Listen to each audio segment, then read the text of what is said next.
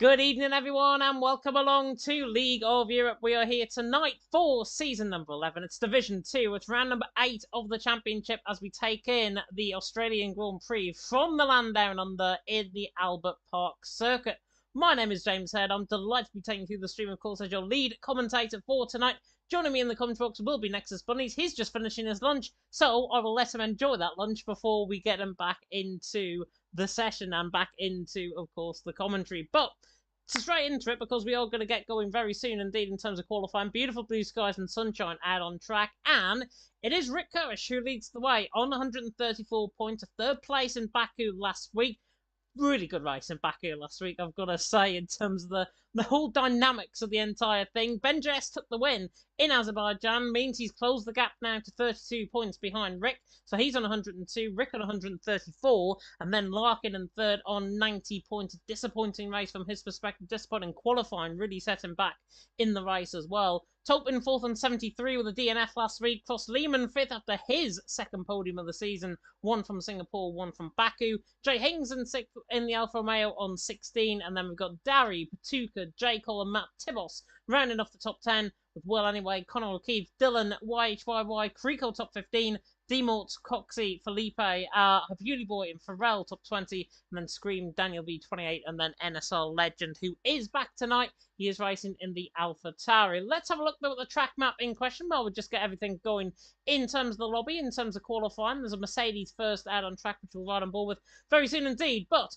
4 DRS zones around this Albert Park circuit, of course. One down the start from the straight, one down in towards turn number 3 at Whiteford Corner, one down Lakeside Drive in towards turn number 9 and 10, and then one up in towards turn number 11 as well, the right-hander at Ascari, which should be a really interesting track in terms of dynamics for overtaking and in terms of the racing out on track. We have got our first drivers out on track. I think it's Ariel Creeko, who I'm not mistaken, is the first man out on track. We'll take you through this lap while we let Nexus Bunnies enjoy his lunch, as now comes through the left-hander at turn number 13 at Senna, then through Cross at turn 14, now on the run to the line, and we'll run on board with Creeko on the run now down in towards turn number 1. The German has been up there in terms of qualifying in recent weeks, should be up there, I would assume, here tonight as well. And Creeko, nice negotiates to turn number 1, actually then from 4th gear there, now into 6th, now into 7th, running toward Whiteford Corner at turn number 3, up into 8th gear. Alonso and Gutierrez famously colliding there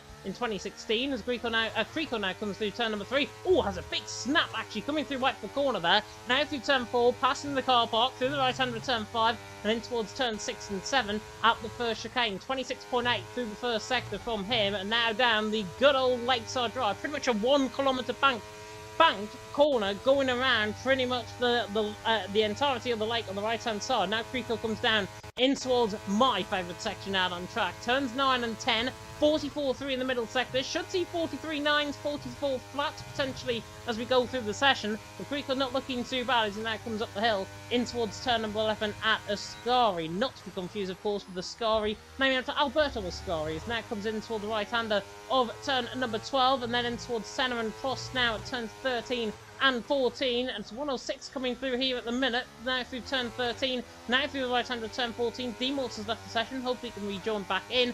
Creeko, no, on the run to the line, should be around a 117.3, oh, dead on, 117.3 to start the night. And that's a good lap from Creeko, and hopefully, by me talking through that lap, we've got Nexus Bunnies with us. Nexus Bunnies, how you doing? I am good. Just finished my lunch, so we're looking good. And yeah, I was watching that lap with Creeko. It looked really, really smooth. I know there was one snap of oversteer around, I think it was turn 4 or so. But overall, a really, really solid lap from him. And you can see that reflected by the fact that he is 2/10 ahead of his teammate, the man in second, Taupe. The two relentless drivers up in front. I'm not sure who the next across the line will be. It might be the Haas of Scream. No, possibly, maybe he was starting an outlap. That might be my mistake. Let's see, I think I just saw someone go further up the grid. I could be mistaken on that, though, and I noticed several people actually seeming to leave the lobby earlier, so I'm a little bit concerned about that, as Matt Tibos goes up to 5th with an 18.4. Looks like there's an Alpha Tauri that's going to cross the line next. It's Dylan but his lap was invalidated. Let's Yeah, see who will be next. It's a Mercedes. It's going to be Kryko going into the pits, and Taupe will follow him on in. Who's the next on a flying lap, though? I'm curious. Ben JS, I think. Ben JS. There he is. Yeah, I think actually no, Larkin's on inters, so yeah, you might be right. It's Ben JS going into the third sector now.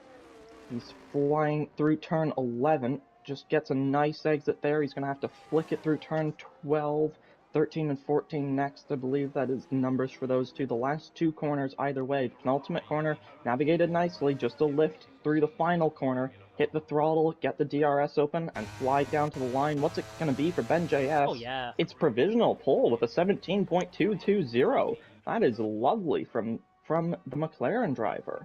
Ariel Darry's actually up in the first sector as well. He's coming through Lakeside Drive, down in towards turns 9 and 10. See his middle sector coming up very soon indeed, and it's matching Ben JS in the middle sector, so Darry's looking quick here. The Red Bull now coming through, turn number 10, just about gets on the dirty stuff. Coming out of turn number 10. I've done that plenty of times in Gran Tursimo. Drivers will do exactly the same as me. I trust them. Now coming in towards turns 11 and 12. But it is, as you say, Ben JS out on top. Preco second, Taupe there in third. Taupe looking dope, I've got to say, there in third position. Darry, though, now coming through the final corner, and he's actually bailing into the pit lane.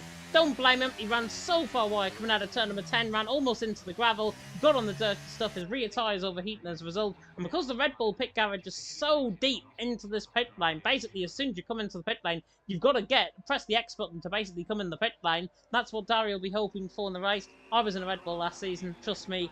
I was speeding in the pit lane and all sorts going into the pits. But Ben JS out on top, Preco there in second, Taupe there in third. Just trying to see if there's anybody else on a lap time right now. I think Connor O'Keefe is on a lap time, 44.8 in the middle sector, as well as Patuka in the Williams as well with a 44.6 in the middle sector. But Ben JS out on top, winner of course last week in Baku. You weren't here of course for last week, Adrian. But Ben JS out on top. He currently is looking pretty good indeed by a tenth of a second ahead of Kryko and Taupe, and it's the guys that we expect to be up there in qualifying. Sorry, could you repeat who won quickly, please? I missed Ben that. JS. Ben JS. Okay, so continuing the form from last time out, Connor O'Keefe goes up to 7th at the same time with a 118.110, and I think Patuka.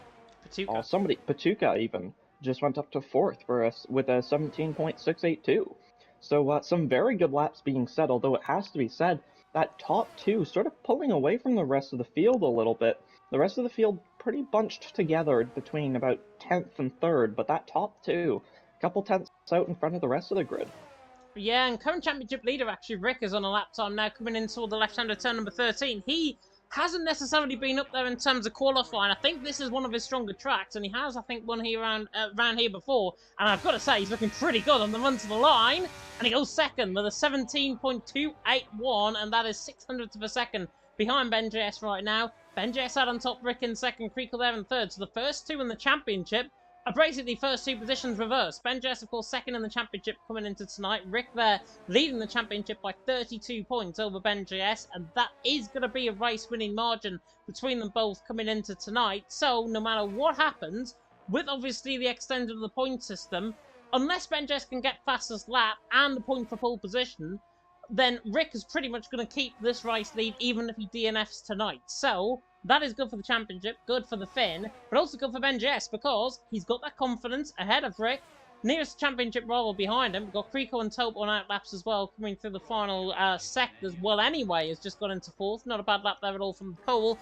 But Ben JS out on top, Rick there in second, Creeko there in third. I would honestly not rule out the Mercedes pairing, Creeko and Taupe. They've looked very quick on their first laps. Now, Creeko and Taupe are about to go on their second runs on the run down in towards turn number 1, and they are definite contenders in terms of qualifying. Yeah, it has to be said, we've got quite a few very quick drivers on this grid, and Rick obviously leading the championship by a solid margin. I'm not sure, do you know how many rounds are left in the championship after this one? After this one, I think there's 6. Okay, so you know, Rick is looking pretty healthy with that lead at the moment, although I'm sure he'll Oh, definitely want to extend that, as Matt, I think, might have turn crashed out 12. on track for that retirement.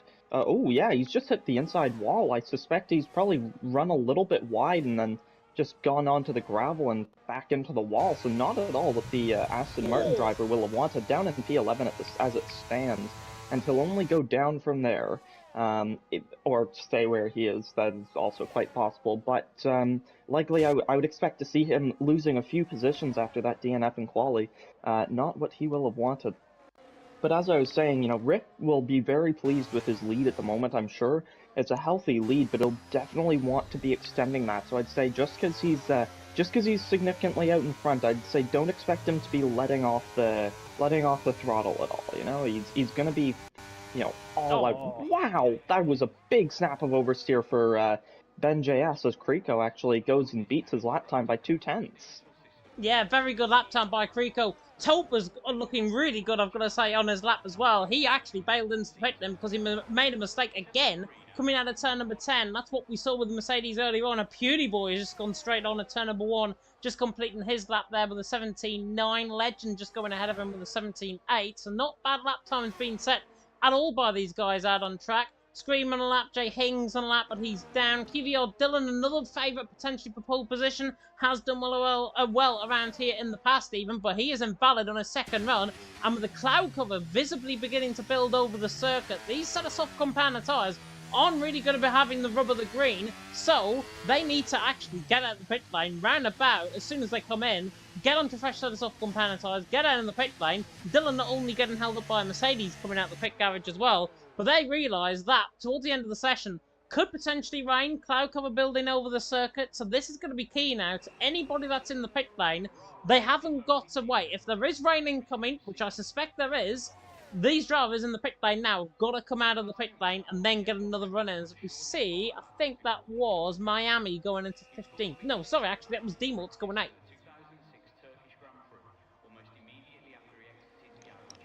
The possibility of rain certainly that could definitely throw a spanner in the works for a lot of drivers. A lot of drivers' sort of skill level almost changes between the dry and the wet. Ooh, I, for one, get better in the Barry. wet. Many will get worse in the wet, though. Yeah, Derry up to second. That's an exceptional lap there, actually. Only about 500ths off the back of Kriko there, so that's very good for Derry. Yeah, I'd say it's definitely the key factor in the last 5.5 minutes of this qualifying will definitely be whether or not it rains. I think if it doesn't rain, I'd expect to see that current provisional pole beaten. I doubt it'll be beaten by much, but you often see drivers improving right at the end of the session, so it's very possible it will be beaten. However, if it does rain, that's definitely pull for Kriko unless somebody can go out and destroy that lap right now. Rickarich is beginning his lap. Rick on in P5 at the moment through turns 1 and 2 looked very smooth. We'll see what his split is through Sector 1 when he gets to the end of it. We're still a few corners away from that though. Turn 4 managed nicely, keeps it within the yellow lines. Through the flat out turn 5, manages nicely, just puts a wheel on the curb. Let's see, he's up by over a tenth in the first sector, just bouncing over the curbs there in that new turn 6-7 complex there. Now, down through the winding park streets, I suppose, next to the lake. We'll see how he is into turns 9 and 10. It's a risky little chicane here. You can take it with a lot of speed, a lot of bravery, but it can go very wrong. Rick manages nicely. I didn't see his gap through sector 2, but it's into turn 11 now. A nice 90-degree right-hander there, hits the curb a bit on the outside, hits the curb of turn 12 as well, through 13 and 14. It's going well so far, through the penultimate corner, through the final corner. What's it gonna be? He runs down to the line. It's looking good. What's it gonna be though? It's a 16.910. Apologies. Rick on provisional pole, and my prediction immediately done by Rick that that provisional pole would be beaten of Kriko. Now it belongs to Rick. It does indeed. Yeah, Rick was looking really good in the middle sector. 44.2 combined in that middle sector. That middle sector is only about 17 seconds long around here. Trust me, that was less than 17 seconds from Rick. Just thrown on board with QVR Dillon, actually. He's another favourite potential for pole position. Everyone now barely out onto the pit lane, out of the pit lane even, to go on their final runs. But Rick out on top, Creco second, Dari there in third. It's the main protagonist that I expected to be up there. Well and truly up there. Tope there in seventh is a bit of a shocker. He needs to get further up. Dillon, however, 44.222 in the middle sector. Quicker than Rick in the middle sector. Let's see what the AlphaTauri man can do. The full-time AlphaTauri man, of course, here in Division 2. Former Division 1 driver, takes the wide approach in towards turn 11, and that is neat as anything coming through there. Now through the right-hand turn number 12, in towards center and cross now at turns 13 and 14. This is looking like a very good lap coming in by the ex-Division 1 man of QVR Dillon. Now through the final corner, on par with Rick, coming through the final corner, on the run to the line. Does he defeat Rick? No, he doesn't. He goes fourth in the end. That looked quicker than a fourth lap time. 17.2 flat from him. Creco just starting up on his lap. He's 700 down through the middle sector, so has to try and respond. But the cloud cover now but well and truly built over the circuit. That means the softs aren't really going to find as much time compared to earlier on in the session. Creco, though, needs to find this time. Coming through the final corner. Needs to find a 10th and a half from somewhere. On the run to the line now comes the Ariel man. And he finds time, but he doesn't find enough. Rick retires in the pit lane. He is done. Creco there in second. Dari there in third. And still 2 minutes to go in the session. Yep, and Dari about to start a lap now, just beginning it now through turns 1 and 2, of course. And I tell you what, that lap from Dillon in the AlphaTauri, that last corner looked so grippy. I have to say, I'm a bit surprised he wasn't a little bit further up the grid. P4 is good by all means. He's on the second row, but I really thought he'd be going a bit higher, and from the sounds of it, I think you thought the same as well, James. But I tell you what, the cloud cover is looking immense, and any moment now, I would not be surprised to see some rain on the circuit. As Dari, purple through Sector 1, I didn't see the split, but I did see on the minimap it was purple. Let's see through Sector 2 if he's still improving. Let's see, here he's up by just over a tenth, so at the moment, that, I don't think that would quite be enough at the moment. He's really just on the knife edge with Rick, though. One side is pole, the other side is second place, and he is teetering on top of that knife. We'll see which way he goes now. Through the penultimate corner, manages it nicely. Now it's going to be through the final. He hits the curb a tiny bit, manages the apex very nicely. On the run down to the line, what's it going to be? Pole? It is! It's provisional pole with a 16.836. A brilliant lap from Dari. Yeah, he was a 10th clear of Rick coming through that final corner. Lost a little bit coming on the run to the line. He took a wider approach coming through the final corner. But that is a marvellous lap time by Dari. Legend looking quite good here as well. The NSR man now on the run to the line. Let's see what he can do. Only point score finish of the season has came two rounds ago and goes fourth. Not bad lap time at all from him. Ben GS is on the lap time. He's up in the middle sector, but he's not on par with Dari in that middle sector. 44.182, 44.257 for Ben GS. So about 700s down, needs to find 700s and then some to try and get onto pole position, and he won't be finding that because he just made the mistake coming through turn number 11 at Ascari, and then unfortunately that is Ben JS done in terms of his run. The invalidated coming through that puddle lap as well. Conor O'Keefe is done, Ariel Farrell is done, Larkin getting a little bit of a toe, and actually goes up the inside line of a Red Bull, blocking there, potentially one of the Red Bulls. Was that Miami by any chance? It was Miami. Who was, I'm not sure if he was on a lap time, it didn't look like it. Larkin wasn't on a lap time either, so I'm not sure what was going on there. Maybe a bit of beef between them both. Luckily, they've got 5 positions splitting between the pair of them. But Larkin there in 12th. D-Mort's on a lap as well, just trying to see if he's actually on a run right now. But it's Dariad on top, Rick second, Creco there in third. Quite a few drivers not on a lap time, I don't think. A Pewdie Boy did improve in the end, 17.9 from an 18.7, so not a bad run at all from him. D-Mort is on a run. Is he on par with Dari and Rick? No, nowhere near. He's coming on the run to line. Should be round a Tope well anyway, sort of lap time. On the run to line. And he goes pretty much nearly right in between both of them. Goes 9th in the end, ahead of Patuka. Think that's everyone done. Conor O'Keefe is the only one out there. That is everyone done. And that is Dari out on top with a fantastic lap time. Rick there in second. Creco there in third. Fantastic lap by Dari in the end.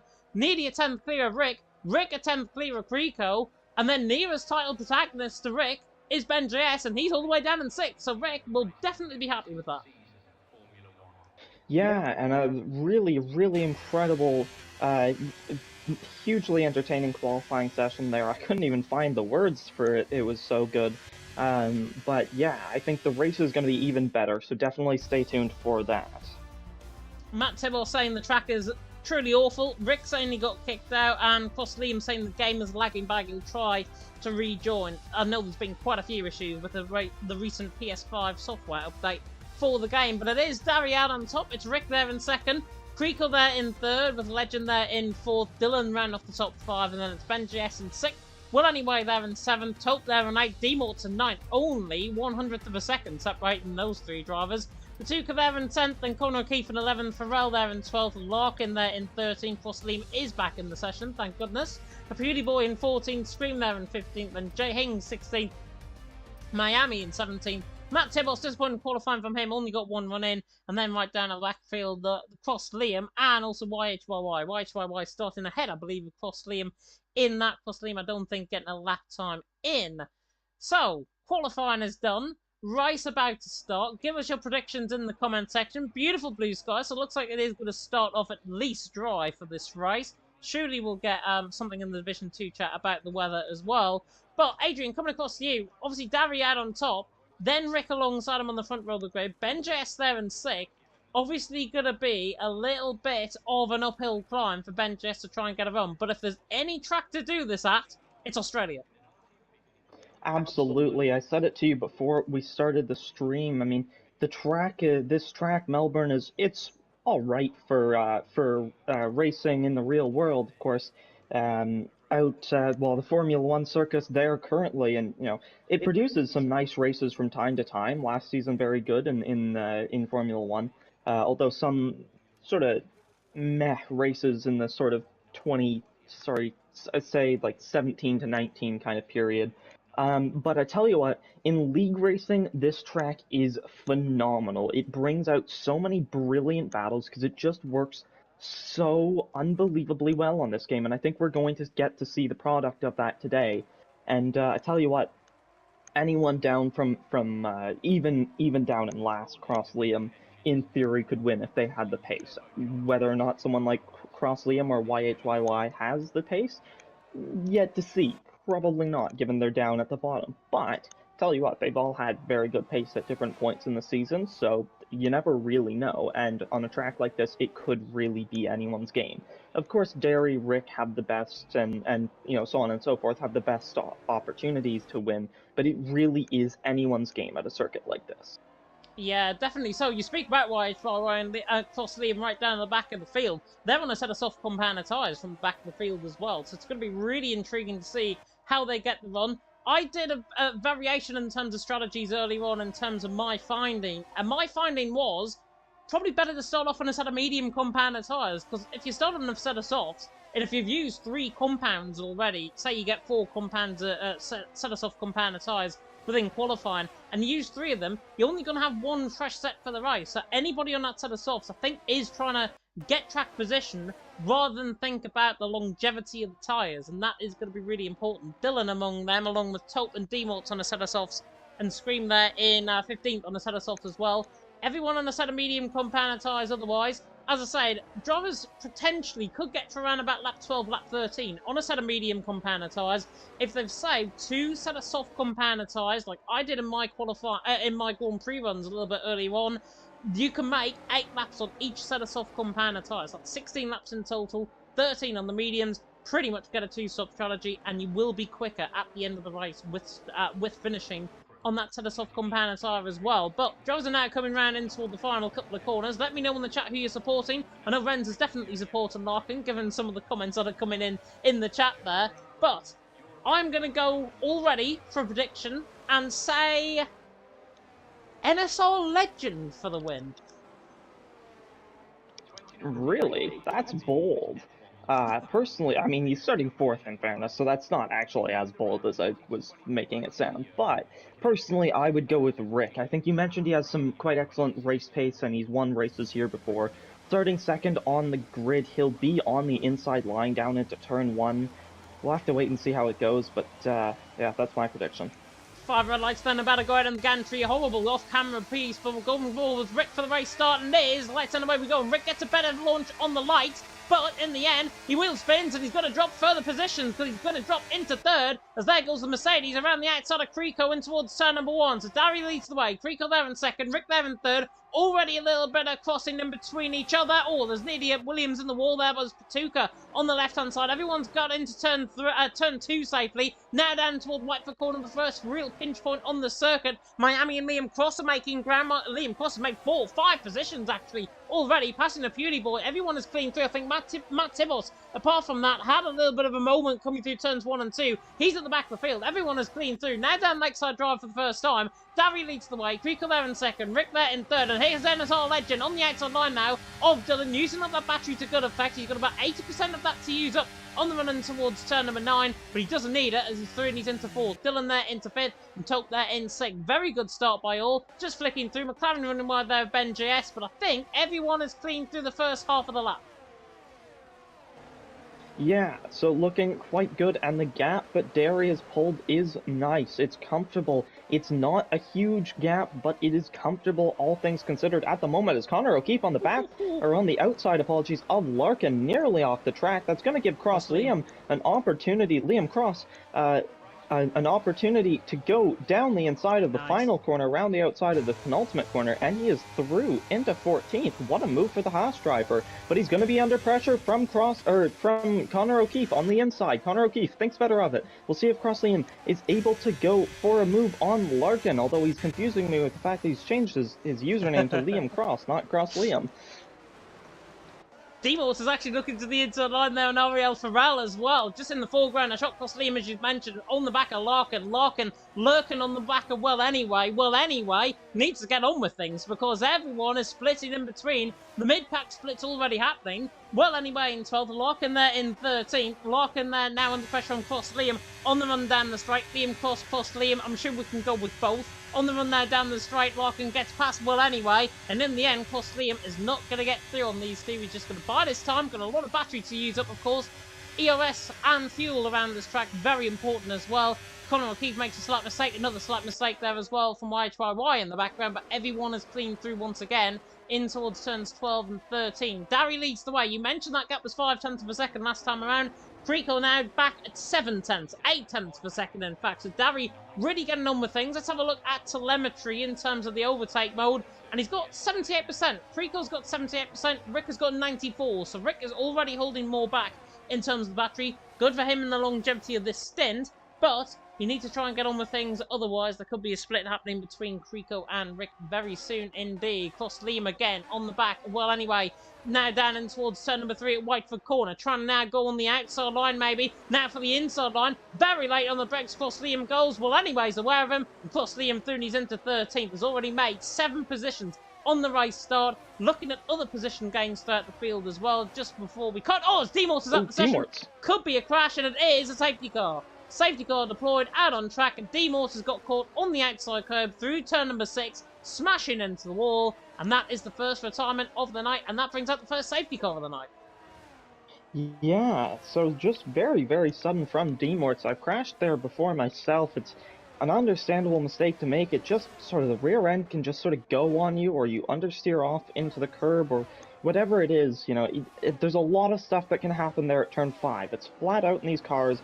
It looks very simple, but it does not drive as simple as it looks. It is, it can be a very, very chaotic corner, and yeah, just a shame for Demorse there. It's not going well for the Aston Martins at the moment, down in 19th and 20th with the DNF. I tell you what, almost all of the drivers going into the pits at the front of the field. Ben JS stays out, Patuka stays out. We'll see if anybody else does. I think Farrell's staying out as well, but only 3 of those drivers in the entire grid at the moment staying out. No, actually, I tell you what, looks like one more person stayed out. Jay Haynes staying out, and Matt Tibos as well. So, that's very interesting to see that top 5 now. Oh, as Ben JS gets disqualified. Ben JS has been disqualified for ignoring the yellow flag. And his car's parked off and he's out the race. Safety car? Has he overtook the safety car? He was slowing down on the right-hand side. That was just after he got disqualified, though. That is a weird one.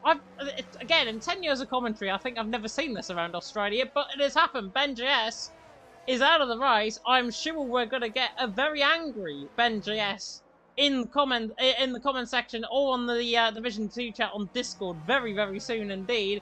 He's been disqualified for ignoring the yellow flag. I can only think he has overtook the safety car. That's all I could think. I clipped the last minute and watched the mini-map, and yes, that's exactly what he did. He flew past the safety car out of turn 2. I don't think he was expecting it to be sitting there so slowly, and he clearly hits the brakes as soon as he's through, but it just wasn't enough, and a few seconds later, he's disqualified. Yeah, he is disqualified indeed. That is really unfortunate. A race winner last week in Baku.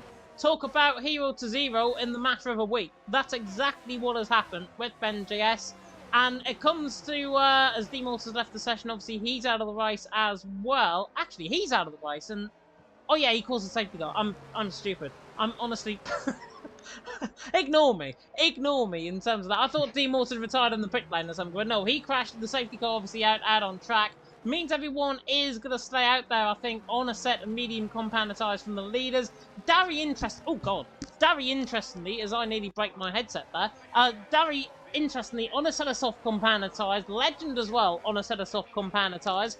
I think they're looking maybe to go about 9 laps on this set of softs and then maybe transition back to the mediums or onto a set of hards. Yeah, it's hard to say. They might be gambling those two on another safety car. But, I don't know, that's a risky move going onto the softs. I suppose if they started on the mediums, they'd be just making sure they don't necessarily have to make another pit stop, but at the same time, you're not bringing those tires 24 laps, boys. So, you're going to be making another pit stop anyways, if that was your goal. That being said, I think there are some people who will pitted from mediums to mediums, so they will absolutely have to make another pit stop. Or I suppose, hold on, we have a 2 pit stop rule here anyways. Yep. So that might not actually be a terrible idea, pitting onto the softs. I completely forgot about that, apologies. But, no, that might not actually be a horrible idea, pitting onto the softs, because you can bring the softs just, you know, say, as you said, maybe 9 odd laps, and then switch onto the mediums or the hards, and you're through to the end of the race. So, tell you what, that's not actually...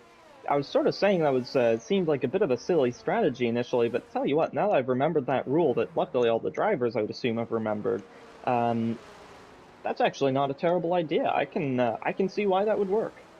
Jav asking in the D2 chat, did he overtake the safety car slightly, Ben JS? Yes, he did. We saw it on the mini-map. Adrian has clipped it on my right-hand side as well.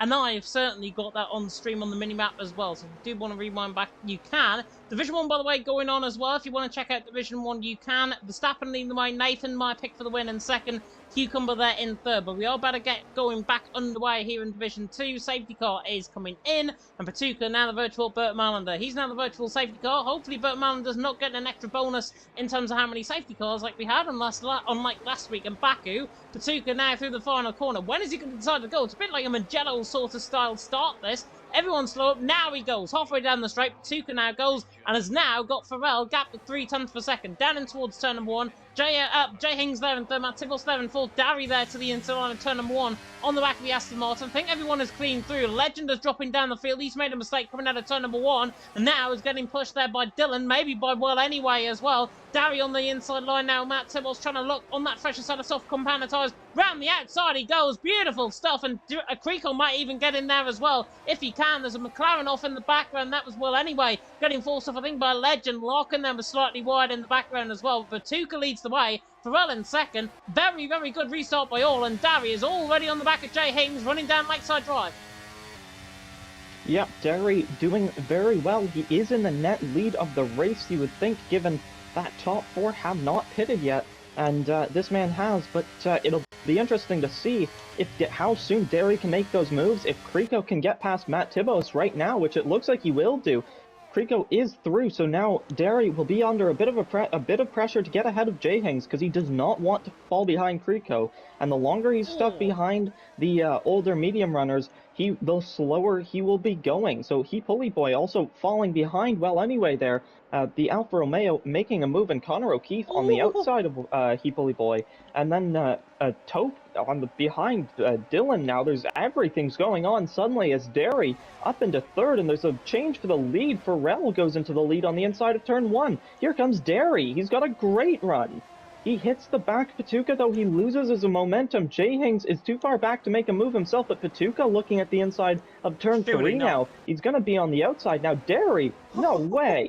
On the inside, turn 4. He's through. Into turn 5, he's through. Oh, there goes Farrell. Derry's into the lead. Farrell somehow still keeping the car going forward.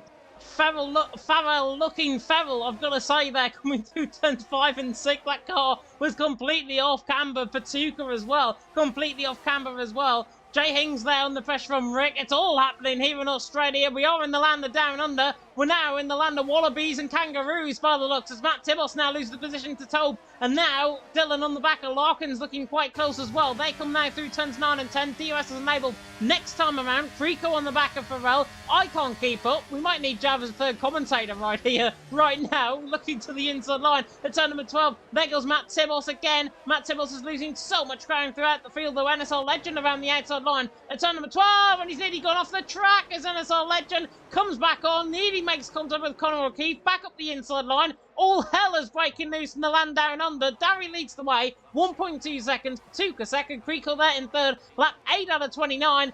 And honestly, it's looking like an episode of the Wacky Races right now, down towards turn 1 as a Puny Boy launches it on Legend. 3-second penalty picked up for him. There's right side end plate damage of just spied as well for YHYY, I believe, down in towards turn number 3 at Whitefoot Corner. They're 3 wide in towards Whitefoot Corner at the back of the field. A Beauty Boy makes contact with Miami. Miami turning in onto him. Miami now. Is he looking Miami 5-0? Yes, he is. He's through and he's into 1-6, 16th position. Here comes Creeko on Patuka. He's got to run through turns 6 and 7. It's through 8 now. He's going to be through on the Williams driver. Of course, the Williams driver on older tires. Rick also through on Pharrell. Rick's going to come have a go at Patuka possibly. Through turn 9, he thinks better of it. Surely he'll be going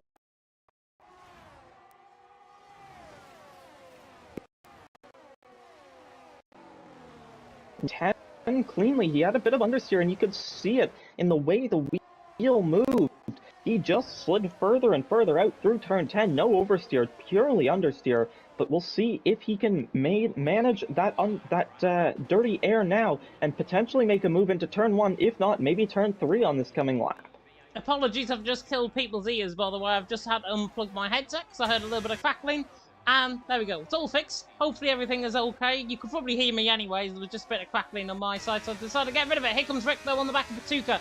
The Finns about to go flying down in towards turn number 3, and the flying Finn around the outside is Rick on the outside of Patuka. Easy as you like for Rick. He is through. He's into third. Patuka there in fourth. Dylan's in a bit of strife through Whitefoot Corner at turn number 3. He's got on the inside curb. Not sure if that was a bit of contact or if he got caught up in an incident there with another driver, or if that was just by himself. It looks to me as if it was maybe a bit of contact potentially with the likes of Tote, Larkin, in around that sort of area. Now down Lakeside Drive, Miami is running on the back of Matt Tibos. Matt Tibos and Miami, two former Division 2 rivals in the day. Jay Hings getting through on Pharrell as well. Miami through and he's into 14th. Matt Tibos there in 15th, and Jay Hings now up to 5th ahead of Pharrell. And there goes Scream, and there goes Pharrell on the wall. Sorry, Jay Hings, sorry, in the wall. That's surely another safety car. It is indeed, and Scream trying to get around the outside of Pharrell. He thinks he's got right away in the corner. He doesn't realise the safety car. Now he does. Pharrell there in 5th, Scream there in 6th, but Jay Hings was the one in the wall, not Pharrell. And Jay Hings causes the second safety car of the night. Virtual Burt Marlander is on tap tonight. And Derry into the pits. I'd say this secondary safety car probably hurting him, given he was on the softs. He needed to build up that gap while he could, and then maybe pit towards the end. Oh, it's all mediums! With another safety car even, or... It's hard to say. Yeah, putting on mediums though, that's interesting. I wonder, they should make it to the end of the race, I would think, but it'll be a little bit of a stretch. Rick choosing not to pit.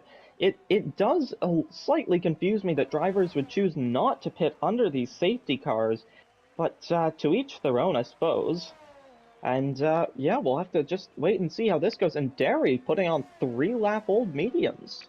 He does not have a fresh set of medium compounded tyres available to him.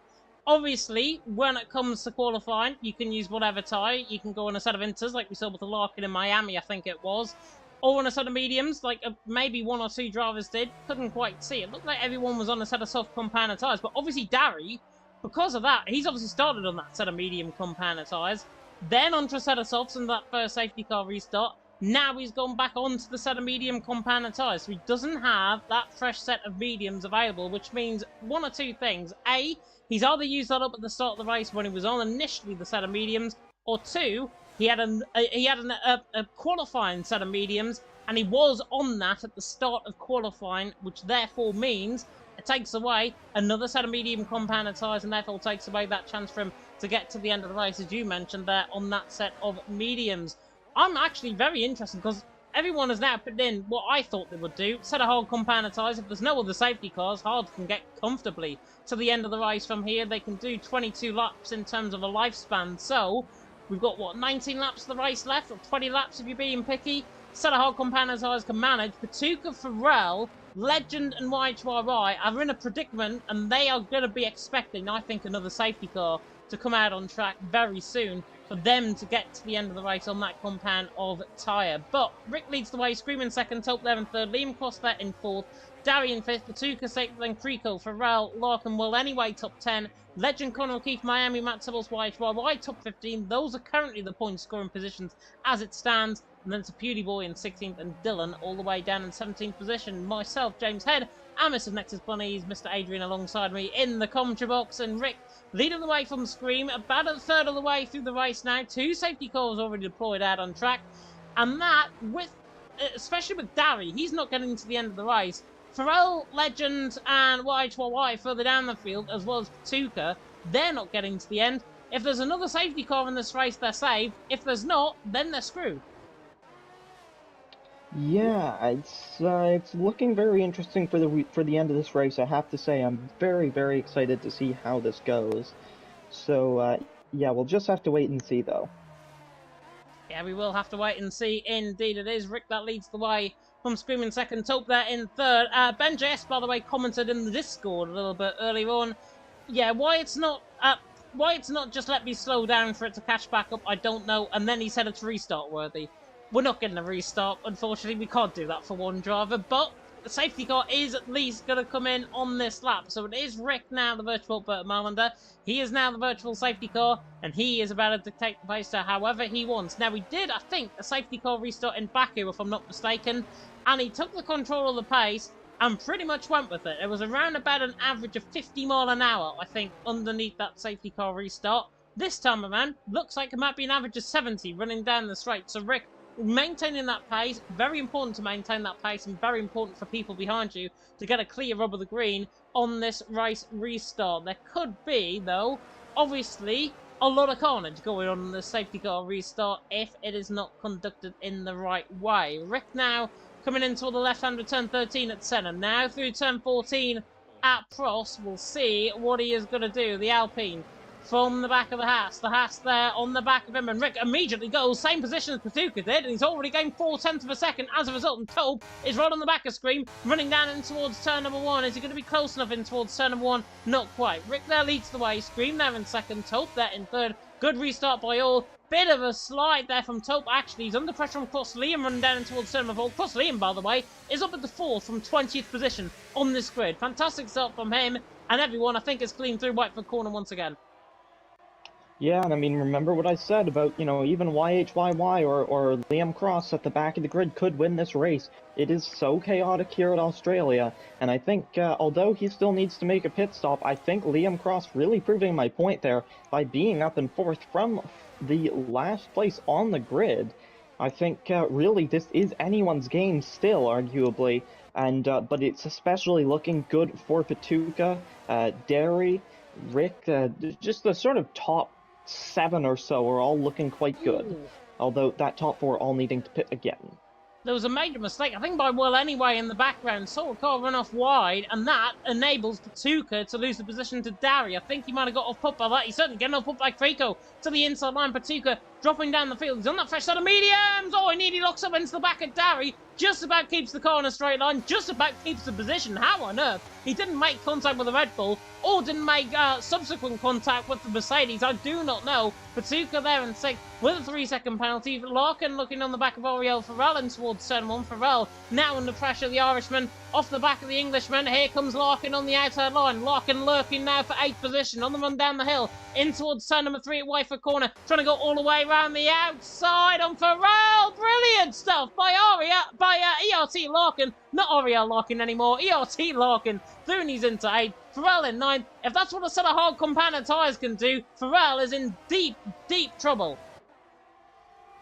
Yes, absolutely. He is going to be dropping like a stone if that's what those tires can do. Or maybe that's just Larkin's incredible ability on the hards. It's hard to say whether that's driver or tires, probably a mixture of both. Oh, as here comes Scream on Taupe. Taupe making a little bit of a mistake through turn 10. Scream on the overtake. Farrell's and there's out. Farrell out. Farrell is out of the race. And that's coming through the chicane, turns 9 and 10. He's made his own mistake coming through there. No subsequent contact, I don't think, in behind. Which means a third safety car of the night on lap 13 out of 29. It's a bit of deja vu to last week now, isn't it, guys? Because we had 4 safety cars last week, and now we've already got 3, and we're not even halfway through the race yet. It is, though, going to be Taupe coming into the pit lane, and other drivers going to be coming in as well. I think everyone's just going to continue on. No, YYY is into the pit lane. Matt Tibos is in. Beauty Boy stays out. QVR Dylan is in. So only 4 drivers coming in the pit lane this time around. Everyone else staying out there. Rick, Scream and Liam Cross, interestingly, staying out there. I'm not surprised from a Haas perspective, but Rick, championship leader, staying out there. In the lead of the race. He can obviously dictate the pace to however he wants. But, with that being said, Patuka's there in 4th. 4 lap all mediums compared to Rick even on a 10 lap all mediums. That equates to about 15% better off in terms of tyre wear. Probably 15-20%, somewhere in that ballpark. So, Patuka going to be on so much quicker tyres than Rick. Rick going to be under pressure. Scream going to be under pressure. Plus Liam going to be under pressure. Personally, if I was them, I'd be coming in the pit lane, sticking on a set of mediums if they've got it. If they can't, then they're going to have to stick to a set of hards and then get to the end of the race on that fresher set. But what do they choose? Do they choose to come in the pit lane now, lose track position, or do they choose to wait and expect another safety car? Yeah, I'd say Derry is definitely in the best position at the moment, though, because all of that top 4 need to pit. Patuka having done only 1 pit stop, and the top 3 also having only done 1 pit stop. So yeah, it'll be interesting to see, but they definitely, all 4 of those top 4 need to pit, so Derry in quite a good position as it stands, honestly. He's on slightly older tires than the group behind him, so that might hurt him. Legend, Larkin, and Krico all looking quite good themselves, depending on how long the mediums can last. Legend looking in an excellent position. If they can't last as long, though, Krico and Larkin really looking strong here. Of course, Derry looking strong himself on the mediums, and he has track position over the rest of that group. But, yeah, it's hard to say how this will go, really. Virtual Bert Marlander, by the way, is doing a double service because Division 1 got a safety car right now. Looking through at the minute, Nathan, my pick, who I said to Jav, who really interrupted us, I've got to say, he came into our commentary box and spoke to us before the start of the stream. Nathan is currently leading, my pick for the win. Backy there, former F1 Esports Challengers man, who got famously benched in F1 Esports Challengers in 2nd. And then QVL Gary in 3rd. That's a bit of a wild top 3, I've got to be honest, in Division 1. If you want to tune in for that, you can do. Division 1 is currently live, and that is Mr. Dacker, Mr. Daniel Huggard, and Mr. Jamie Morris at IRC Indigo taking you for the action, or formerly IRC Indigo, now ex-Indigo, if I'm not mistaken. Them 2 are doing an absolute service there in Division 1. More viewers than us, which I'm not surprised, and apparently rain could be coming there as well. So, rain not forecast here, I don't believe, in Division 2. If rain is forecast in Division 1, it's going to be interesting. But that also means we're going to be finishing before Division 2 when our safety car comes in, which should be around about now. It's not, is it?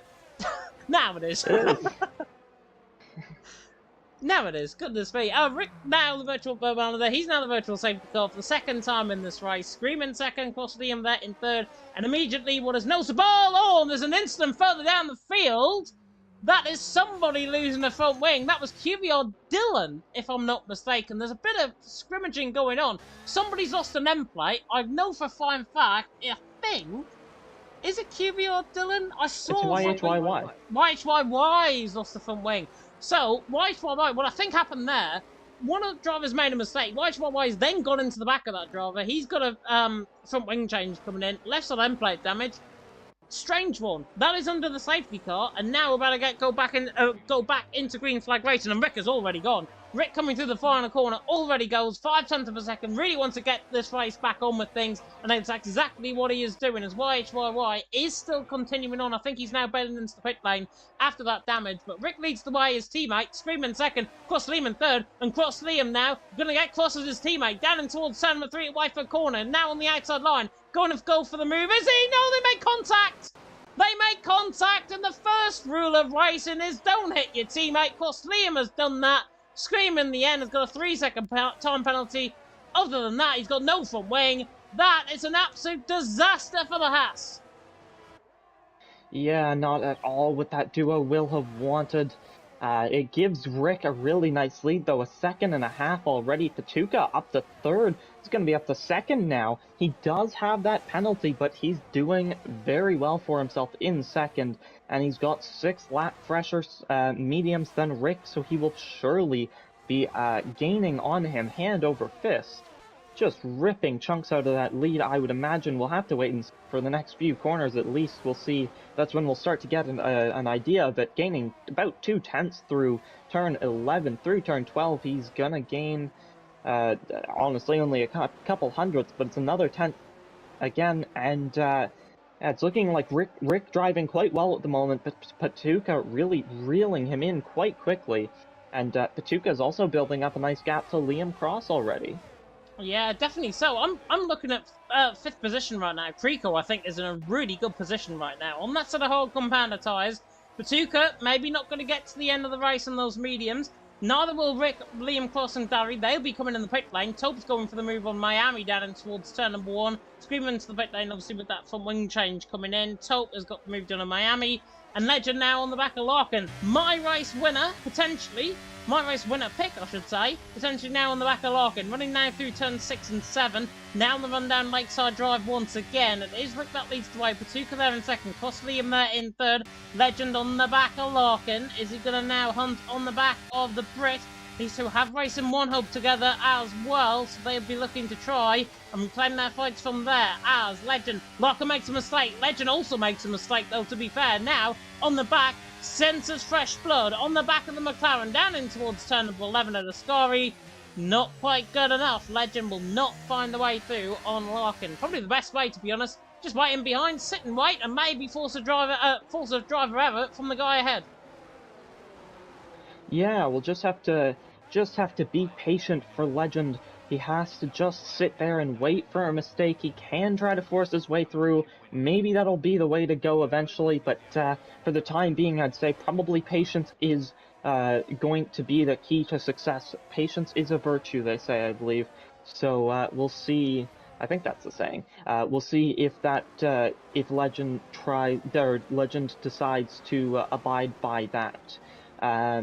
But nonetheless, I have to say, Rick really looking solid there, only having lost, I think, about 0.2 of a second last lap to Patuka, so doing very well for himself is the Alpine driver. Of course, he doesn't have a time penalty, unlike Patuka. Patuka, I think, only with 3 seconds. I'll double-check that quickly. Yeah, only 3 seconds for the Williams driver, but nonetheless, he is within DRS range now, though, so he'll have DRS down towards turn 11 as there was movement further down on the grid. Excuse me, I think Tope getting through on Connor O'Keefe. And Legend about to go through, and Larkin by the looks as well, down in towards turn number 11, maybe around the outside. Doesn't risk it, the Dane on the back there of the Brit. Well, anyway, into 8. Yeah, Tope did get Connor O'Keefe down Lakeside Drive, in towards turn number 9 and 10. That is him through, and he's into 9th position, as you rightfully mentioned there. Connor O'Keefe there, down in 10th as well. Rick leading the way, but the gap now beginning to close down. 7/10 of a second, the gap is closing down. Safety car, by the way, is deployed in Division 1, so if you do want to watch that, you can do. If you want to watch better action here, and ongoing action in Division 2, then you can do that as well. Top there on the back well anyway, now getting through. He is the man to watch out for, and that fresh set of medium compound tyres. Larkin, though, now in the back of Creco all of a sudden, on the outside line, in towards turn number 3. Creco on the inside line, going to try and hold Ford on the inside, now on the outside line for turn number 4. Larkin's move surely coming through the corner. Creco 3-second penalty, he will get that as a steward report.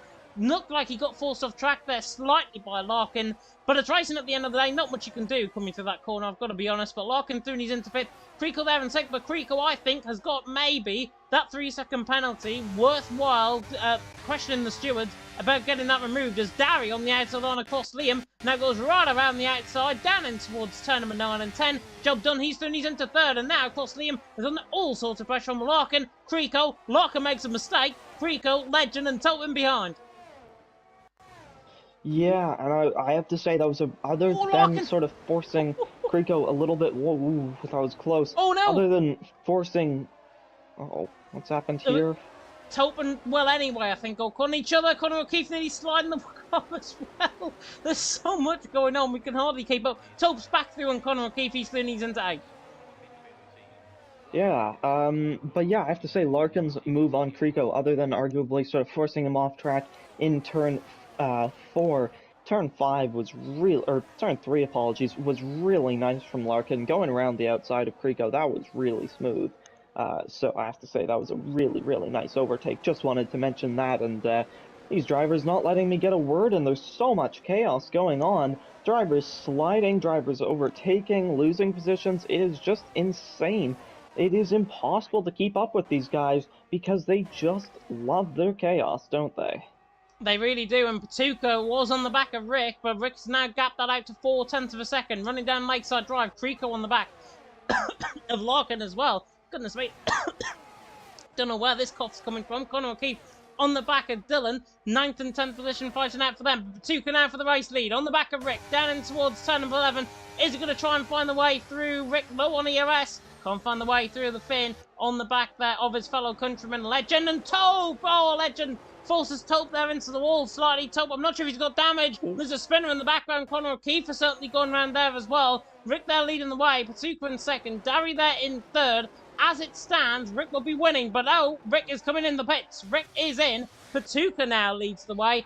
Darry there in 2nd. Liam Cross there in 3rd. Can they get to the end of the race on that sort of compound tyre? I don't think so. Well, I don't know about Darry, but Patuca certainly isn't allowed to. He's only taken 1 pit stop, so Darry in the net lead at the moment. I don't know if he'll be able to take those mediums all the way. Liam also needing to pit as well as Patuca. So it's really, at the moment, it's a battle for the win between Darry, Larkin, Creco, and Legend. And I suppose a couple behind them as well. But really, I'd say that is sort of the sort of 4 people really gunning for the win at the moment. Yeah, definitely so. Creco on the back, Tope on the back of Legend as well, passing to the outside line down Lakeside Drive in towards turns 9 and 10. Job done for him, he's through and he's into 6th. Legend there in 7th. Legend still hunting on the back though of Ariel Tope. Might actually try and get back on him up the hill even, and towards turn number 11 at Ascari. Not going to get the job done there, my friend, though. And it is Patuca that leads the way. Patuca has escaped up the road. Fresher compound tyres, 3 seconds worth of penalties as well, remembers for his name. Creco on 3, Dylan on 3, a Purely Boy in 6, Scream, I don't know how he's got 12 seconds worth of penalties, about matching me in terms of my Grand Prix mode earlier on, but he's on 12 seconds worth of penalties, and there is Patuca into the pit lane from the race lead. Clearly wants to go into a set of soft compound tyres, clearly wants to go to the end of the race, but he's just forced himself maybe into a brick wall because, as I say, lap 12, lap 13 on that set of medium compound tyres when you start the pit. Patuca's now lost the position to Rick. He's lost the arrest to Rick. That's going to be an uphill climb now. And Rick and Patuca, even though they're going to be very quick, the gap between the leader, Darry, and Rick and Patuca, I thought was a lot bigger than that. It's only 11.9 seconds. That gap is reachable before the end of the race.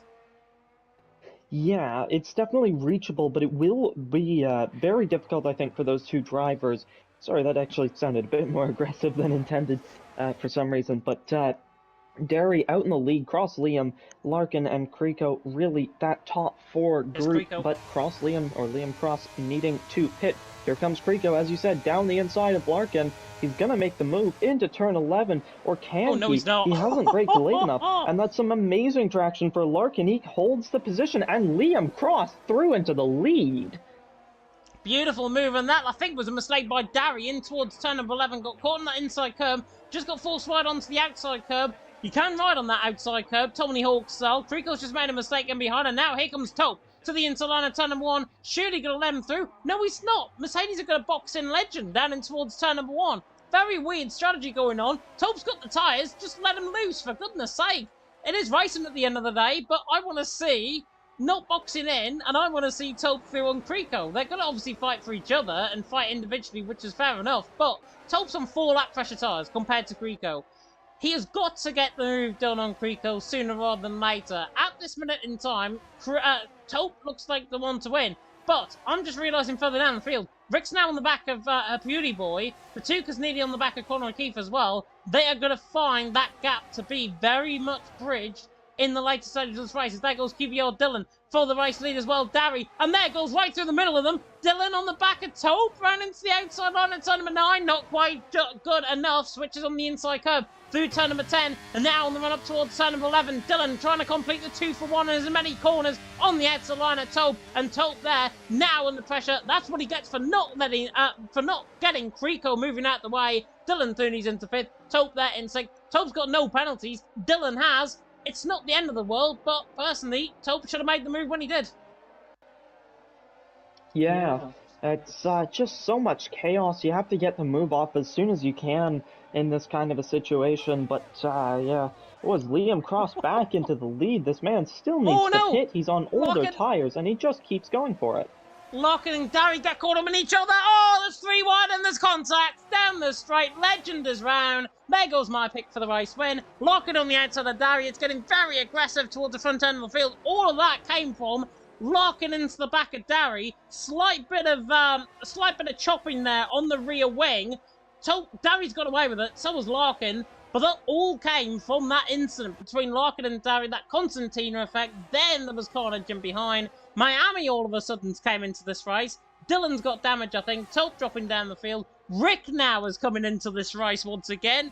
It could be anybody's. Lap 24 out of 29. Could be another safety car in this race. Not sooner rather than later, I would expect. But Cross Liam leads the way. Larkin second. Derry there in third. Cross Liam potentially proving that the impossible is possible here. Creeko though to the inside line and Derry getting the move done. On board with Rick on the back of Tope. Down in towards turn number 11. Deep on the brakes. And he gets spun. Shouldn't have went for the move. And Rick there down in 9th position. And that was his own doing there. Tried to go for a gap that was inevitably going to close. Yeah, and I have to say, you mentioned Liam Cross out in the lead. He is the man that I am the most impressed with at the moment on 20-lap-old mediums. On lap 25, still going, and in the lead, no less. So that is really, really impressive driving, in my opinion. Dylan falling behind Rick, and Rick really is back into this. He's in 8th. He just has to catch up to well anyway, and he's pretty much with the leading train. There's a little bit of a gap between the 2 Red Bulls, but it's only about 2 seconds. So it's not an insurmountable gap. With 4 or 5 laps to go, about 4.5 even, it's not looking impossible for Rick, and that is incredible, really. I know I predicted him for the win, but that strategy really looked like it had kind of screwed him over, and he's doing very well for himself now. Larkin gets the job done on Cross Liam as well, down in towards turn number 9. Tope getting the job done on Miami. Tope's going to have to try and force the move now, force the closure of that gap between himself and Derry. Here comes Cross Liam again on the outside line, and Larkin make contact. And again, very carbon copy to the Haas incident earlier on. Safety car deployed out on track. Larkin and Cross Liam get caught in each other. Larkin's got away with that. Cross Liam hasn't. Everyone has surely got to be bailing in for a set of soft compounder tyres if they've got a pair. Creeko leads the way. Darry there in second, Larkin there in third. Everybody is surely got to be coming in for set of softs, but they're not because Rick stays out, Patuka stays out as well. They're going to be now 1-2. Looks like there's a bit of afters going into the pit lane as well. Larkin right on the back there across Lehman's the pit lane. Everyone filtering in. Set of soft compound tyres will come on. Some will be on a set of old softs, some will be on a set of new softs. Rick though leads, Patuka second. They're the only two that were on a set of soft compound tyres. Everyone else in behind has got a fresh compound of softs for the end of this race. Crucial for them, bad if you're Rick and Patuka right now. Yeah, and I tell you what, in a bizarre way, I think Liam Cross kind of got lucky with that incident. Because ultimately, without that incident, there wouldn't have been a safety car, and he would have lost even more positions pitting. So ultimately, I think, truth be told, I think Liam Cross has gotten quite lucky here with that incident. And we're only going to be, because the safety car will stay out a mandatory 2 laps, obviously, with the safety car, we're only going to get 2 laps of the checkered flag. And I fear that Ariel Scream's not going to get onto the back of the safety car queue before it comes in. So that means, A, no DRS, B, old school fashioned Formula 1 racing around here in Australia, which is going to be coming up in the early hours of the morning here in the UK. Late hours of the night there over in Canada, I guarantee it as well. I think it's, what, 4 o'clock here in the UK, if I'm not mistaken, 5 o'clock, something like that. Rick Lowe leading the way, Patuka in second, Creakle there in third. It'll be midnight over there, so it'll be 5 o'clock, I think. 4 o'clock, 5 o'clock over here. I think 4 o'clock, because we've had our time change, but you guys haven't. We have ours tonight, I think, so it's even weirder. Oh, nice. That's complicated. I think so, anyways. I haven't been told. I think yours might be next weekend. Is it next? I think you guys have it in the last weekend of March, don't you? Normally, but it is Easter next weekend over here, so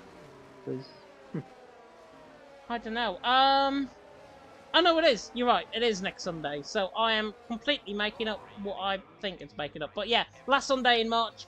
So that's when we get an hour less sleep, which is bad.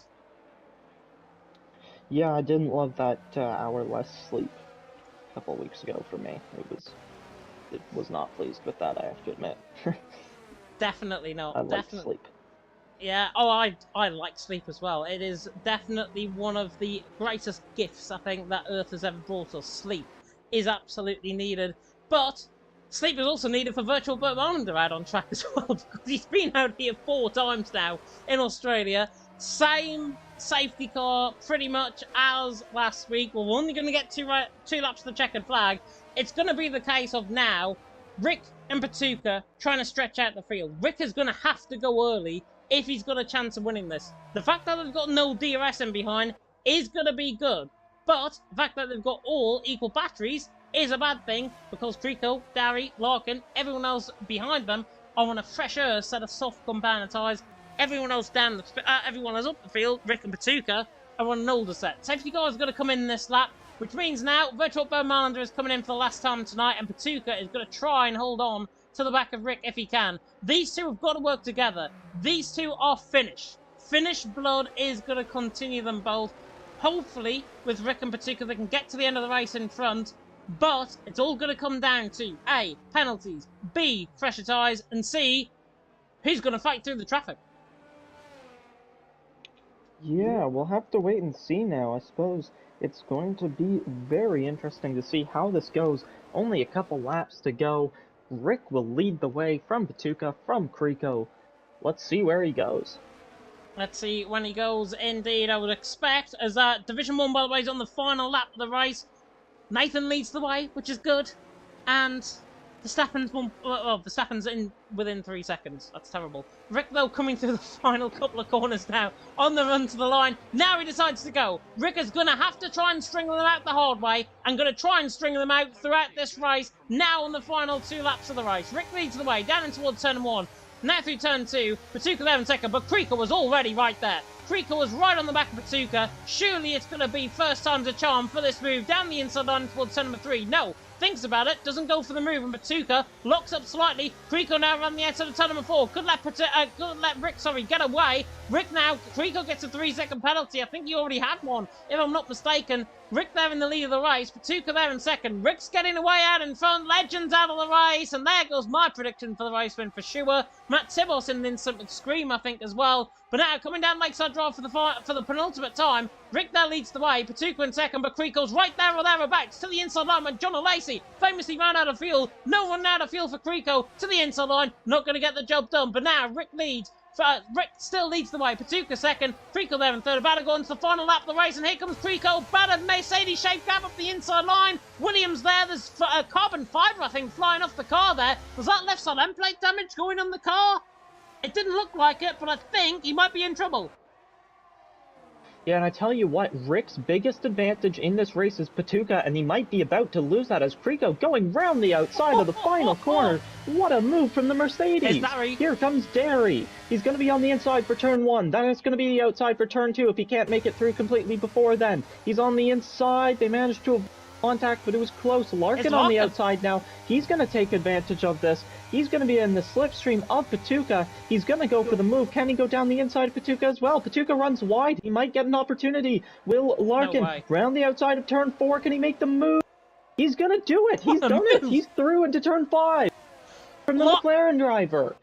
Larkin on the hunt. Larkin on the hunt. He's into third. Darry there down in fifth. It's all about Kriko against Rick, though. Down Lakeside Drive for the final time. Oh, there's a major incident behind. Ooh. Darry's in the wall. Patuka, I think, got caught up in that as well, if I'm not mistaken. Taupe, I think, just about escaped that, but he has lost positions. Rick there leading the way. Kriko there in second. Rick is hanging on for desperate life. Kriko now on the back of him. 16% of ERS. Rick's already out of fuel. And now Kriko is coming at him down and towards turn 11 and Ascari. Can he find the move? No, he can't. Now in towards the right hand of turn number 12. And then in towards centre and Frost at turn 13 and 14. It's Rick that leads the way. But Kriko, much fresher tyres coming into play. That 3-second penalty could be the difference between winning and losing this race. Now gets the switch back. He does, as if his life depends on it. Now on the run to line. Rick leads the way. Kriko in second. Gonna be a photo finish. Rick wins. Kriko second. Larkin there getting second. Well, anyway, now getting second. Liam Cross there in third. Kriko, though, with that force off, potentially by Larkin, that could be the difference between whether he gets a 3-second penalty rescinded and gets it taken off, or whether that 3-second penalty remains. That will be the deciding factor in this race. Plus, Liam, rightfully, I think, gets Draw of the Day, awarded by the in-game fans for his pretty much running luck at the end of the race there with his strategies. But in the end, Rick takes the race win on the run to the line. He got it by 0.05 of a second, I think. And in the end, Kriko gave him a hell of a fight. He just would have wanted that straight to be longer. Yeah, no, that was incredible. And I mean, of course, he had 6 seconds worth of time penalties.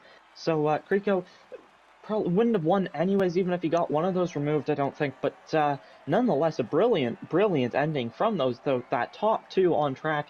And what a race from Cross Liam to come up into third from 20th on the grid, as well as, of course, a Rick taking P1 from second on the grid, admittedly, but still, what a drive. Miami to 4th from 17th.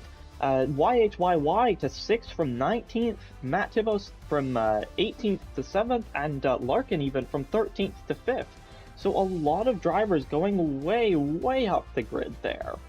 Definitely so, and that just comes to show trials and tribulations of Liga Europe, trials and tribulations of Down Under here in Australia, and it is Rick who takes the race win, takes the fastest lap as well, which is interesting. Well, anyway, there in second, Liam Cross there in third, then Miami 4th, Larkin in 5th, YHYY 19th on the grid, 6th, Matt Tibble 7th, Kriko in 8th, Connor O'Keefe 9th, gets good points, and then Taupe in 10th, a beauty boy Dylan Patuka Scream, Darry top 15, Darry ending up out of the race in the end, Legend Pharrell, Jay Haynes, Ben JS getting disqualified, he's showing us DNF on there ahead of D-Mort, which is not too bad at all. Bring you a little bit actually of, as we get to the end of the race there, we'll run through the calendar shortly.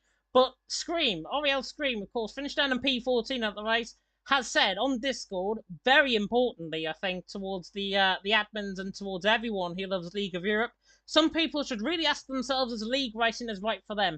I'm not innocent of everything, but the way some people drive here is unbelievable. As little racecraft and just careless as I've ever seen, it's a shame what this league has become. That is strong words from Oriel Scream. And in touch with what I think about Division 3 as well, which is going to lead me on to my next point. Obviously, making that point for Oriel Scream, didn't have the best race here tonight, down in P14, but something like that. Obviously, league racing on the game gets criticised quite a lot in sim racing on F1 23, and Scream's comment, I think, just pretty much brings it home. It is league racing at the end of the day, but if you can't race cleanly, then where is it going? Where is it really going to go? Yep, it may just be a game, but it's a game that a lot of people enjoy and that we play quite competitively. And when you're joining an organized league like LOE or like whatever else it may be, CRL, FVR, PSGL, WR, whatever it may be, it doesn't matter where. Any league, no matter how big or small, the important part is that you take it seriously. You enjoy yourself most of all, but you take it seriously to an extent where you don't ruin it for others. Even if you're not taking it seriously to the point of like, I must win everything, you need to take it seriously to the point of not ruining the experience for others. Because at the end of the day, you signed up, they signed up, both of you just want to be there. Like, the idea is to be there to have fun. The people who put these together put in a lot of effort to organize league racing, and truth be told, it's outright disrespectful to show up to a race and take it completely unseriously. Poor racecraft, everything, just intentionally hitting others or whatever it may be. It's really disappointing to see that kind of stuff. So I think to those who do take league racing seriously enough to not ruin it for others, big thanks to them. But those who don't, yeah, worth considering your place in league racing, because the idea of league racing is fun at the end of the day.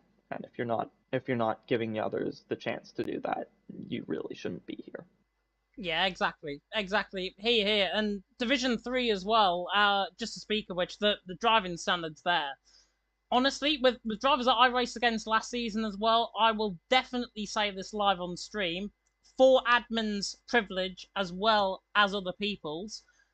Race standards in Division 3 are about as worse as I've ever seen them. I'll be honest. And that shouldn't be acceptable. And there's nothing getting done from admins here in League Europe to try and rectify that. Not whether or not that's bringing in new drivers, changing the tracks around, anything like that. At the end of the day, incidents are going to happen. It's motorsport. It's part and parcel of the motorsport. But when you practice so hard, a couple of hours a week, even to come into a race and then get it ruined within the first 3 laps of the race and you get front wing damage, mentally very hard to continue on. So I hope admins are taking note. I really hope they are, because something needs to be done. Something needs to be done about it. Racecraft needs to be addressed. If it's not addressed, you're going to lose more people than you are going to gain. And I will leave it at that and transition into towards Las Vegas next week. God forbid what it is going to be like. We've seen Azerbaijan and Australia. Las Vegas next week. God, we might need a new commentary team for next week. I've got to be honest. Las Vegas. I think we're gonna need Jav for a third commentator. There's gonna be so much going on. Oh, every single experience I've had at Las Vegas, there's about 5 safety cars in every single race. So, if that is the thing that is going to occur, God forbid what is going to be happening, and God forbid what is going to happen in Las Vegas next week. I really hope, as soon as I've said that, drivers are going to behave themselves next week, and I really hope that they do. If not, then Las Vegas is going to be all fun and games. And it is a race that I finished 4th at last season and barely got on the podium by 300ths of a second, or missed out on the podium by 300ths of a second. So Las Vegas can provide good racing. It's whether or not the drivers can provide good racing is a different thing. Yeah, yep, it'll be very interesting to see how this all goes down next week. A chaotic track, lots of slipstreaming, lots of walls. Oh boy. Oh boy, indeed. I've just received invites for Division 3 as well, so I'm going to be hot-footing it into the lobby there now. And hopefully you guys will enjoy yourselves next week in Las Vegas. I will certainly be here. I'm sure Adrian alongside me will be here as well. If not, we're going to be resigning at the end of next week, I think. Belgium, France, Hungary, Qatar, and then Austin, Texas to end off the season.